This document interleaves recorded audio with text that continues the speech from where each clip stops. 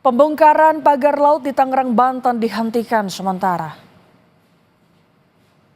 Terakhir pembongkaran pagar laut dilakukan Jumat lalu dan tidak dilanjutkan karena faktor cuaca. Pembongkaran pagar laut di perairan Tangerang baru mencapai 5 km dari panjang pagar laut 30,16 km. Meski baru sedikit dibongkar, nelayan merasa lebih leluasa untuk melaut.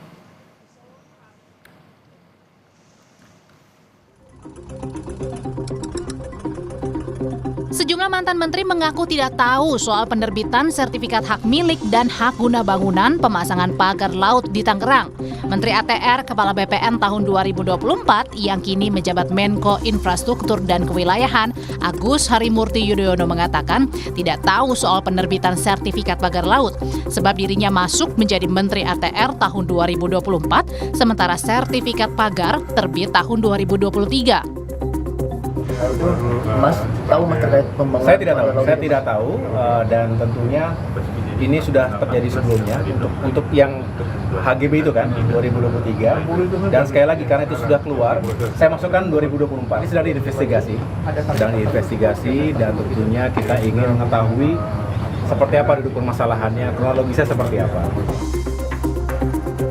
Sementara Wakil Menteri ATR BPN tahun 2022-2024 Raja Juli Antoni dalam pernyataan tertulisnya kepada Kompas TV mengatakan penerbitan sertifikat di luar pengetahuan Menteri dan Wakil Menteri sesuai Permen 16 tahun 2022 terutama pasal 12 secara terang benderang menjelaskan bahwa penerbitan SHGB di lokasi tersebut adalah wewenang Kepala Kantor Pertanahan Kabupaten Tangerang. Oleh karena itu, saya hakul yakin penerbitan sertifikat tersebut di luar pengetahuan Menteri, Wamen, dan para pejabat kementerian.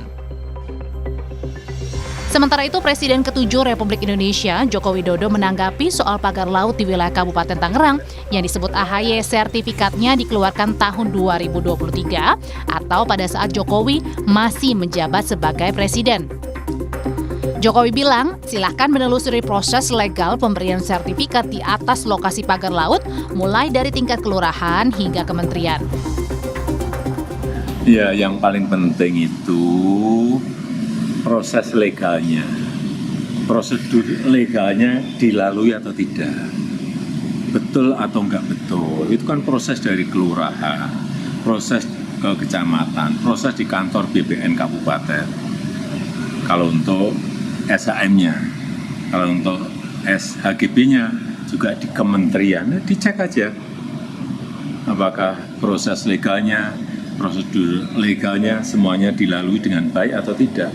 Dan itu juga tidak hanya di Tangerang, di Bekasi, juga ada di Jawa Timur dan di tempat lain. Saya kira yang paling penting cek itu, investigasi itu, ya.